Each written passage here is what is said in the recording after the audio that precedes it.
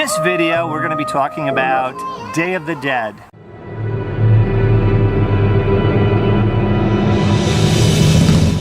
Hi everybody, and welcome to Mike's Mexico Adventures. I'm Mike Vondruska. I am the head designer for two different tour websites. It's all about Mexico. One is MexicoVacationTours.com, the other DiscoverVeracruzTours.com. My design team and I, what we do is we create Mexico exploration vacations for the intrepid, adventurous, curious traveler. That's who we cater to. Today, this video is all about Day of the Dead, Día de los Muertos in Spanish. Now, Day of the Dead, I don't know if you know this, but it's a Mexico national holiday. That's right, everybody's off work, kids are out of school. I mean, this is a time to celebrate, and boy, do they celebrate. In small towns, big cities, everywhere. The celebrations are a little bit different, as you can imagine, in different areas around the country. They put their own little spin on it. Today I'm going to be talking about Oaxaca, the state of Oaxaca and Oaxaca City and the surrounding area, and what goes on there. But more or less, this is sort of what goes on all around the country. First of all, this takes place October 31, November 1st, and November 2nd. Those are the three main days. And what's it all about? Honoring their loved ones, their deceased loved ones, their friends who have died. What happens is there's a lot of preparation that goes into this celebration. The markets are full of items that are necessary for this preparation. What am I talking about? Flowers. Oh my gosh, talk about the colorful flowers. The predominant flower is the bright orange marigold.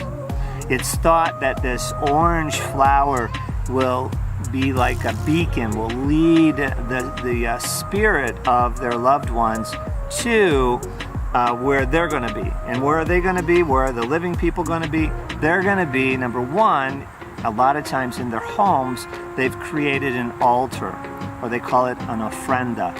And this altar is going to be all about whoever they're honoring. So there might be pictures of them. There's going to be their favorite food, their favorite drink. If it was a child who had died, it might be their favorite toys. It could be dinosaurs or Batman or, you know, things like that. The other place is, well, the cemetery where they're buried. There's a whole celebration at the cemetery, and days before the Day of the Dead starts to happen, people are there and they're cleaning the cemetery. They got the brooms, they're, you know, getting everything set, and then what they're doing is actually decorating the sites, the grave sites. Again, might be with pictures with their favorite foods and that. And then on some of those evenings, they actually are there. The whole family is there. The moms, dads, aunts, uncles, the kids, grandkids are all there to be with the spirits who are thought to have come to be with the living during that time period. Sometimes they might, I mean, some people even hire mariachis, or they have guitar music. There might be singing going on, things like that. And so it's fun to go there a few days prior to Day of the Dead celebration, to go to the markets, to see all the hustle bustle of all the preparation, to go to the cemeteries, to see them preparing for this big event, people carrying lots of flowers and all of that stuff. So then you actually have the celebration itself. Now, yeah, sometimes it gets a little commercial, and especially in the city of Oaxaca, you're going to see a lot of foreign tourists there.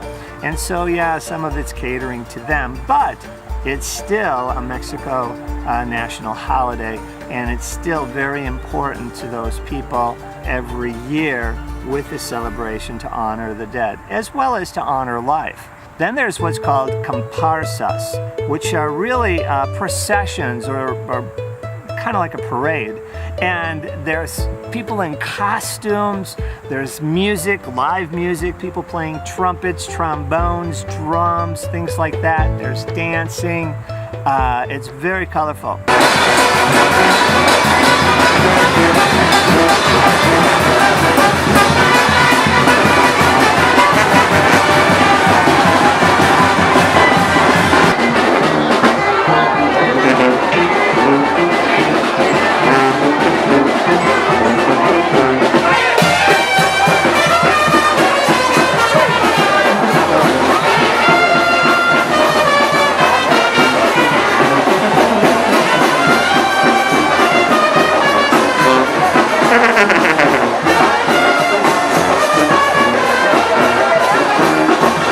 The thing is, they just happen spontaneously. It's not like you can go and, you know, check out a schedule and go, oh yeah, look at that at 9 o'clock, you know, there's going to be, no. You'll be walking around and all of a sudden you'll start to hear some music and some commotion going on maybe a block away, and so you quickly go over there, and sure enough, here's this startup procession going on, and you can, you know, watch, you can walk along with it, whatever strikes your fancy. Everybody's invited. There are face painters there to get you, if you want, in the spirit, painting like the skeleton faces. That's really fun. But the third part is, let's go back to the cemeteries. The cemeteries are really where things happen. And this happens in almost every cemetery around Mexico. Now, I'm only going to talk about 3 cemeteries in and around the city of Oaxaca. There are more, I know that, and they're equally as entertaining or as interesting to go to. But I'm just going to talk about 3. And the first one I'm going to talk about actually is, I don't think a lot of foreign tourists go to it. It's in a local town nearby, just east of Oaxaca City, and it's called Tlacolula. Now, Tlacolula is known for their Sunday market, because in that region in Oaxaca are a big group of indigenous people, and they're called the Zapotecs. And the Zapotecs are there, a lot of them, selling their wares. And they're in their traditional dress. It's just what they do. It's not put on for tourists or anything like that. I mean, that's what they do. You're seeing everyday life. They're going to have that market on Sunday. They're going to be in that dress on Sunday whether you go or I go or not. It doesn't make any difference. So it's not some big touristy thing. Don't think that.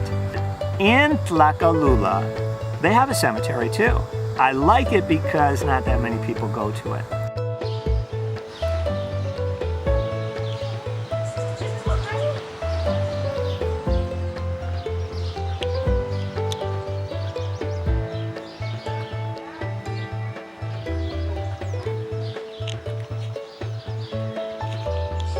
And so, again, it's fun to go there prior to the start of Day of the Dead to see them preparing.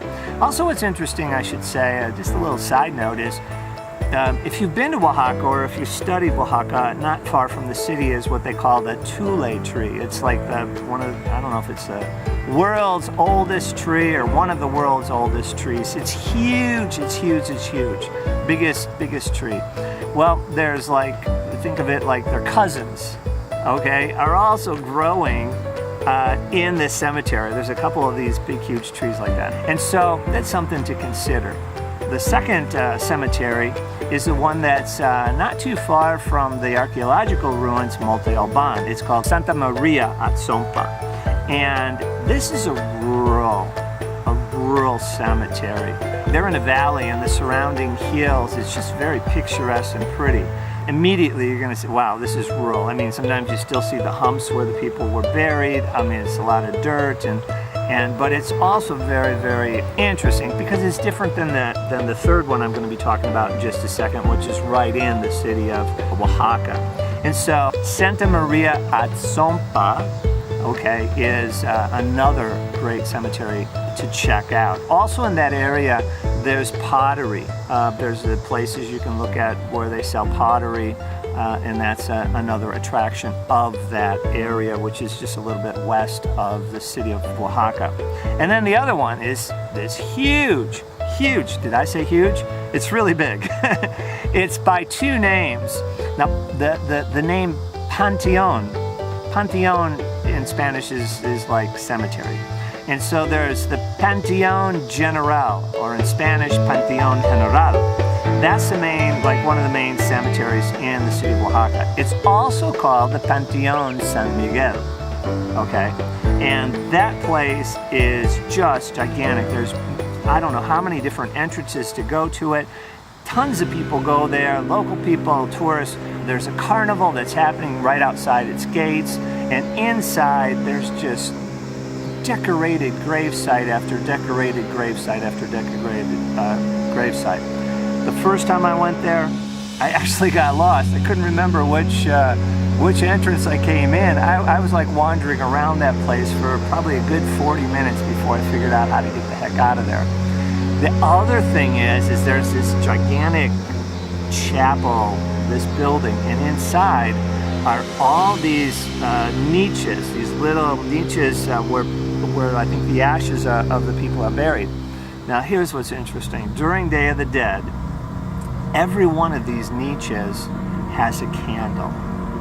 And there's levels of niches, so it goes up and up like that. I gotta tell you, there's, I think, over 2,000 niches.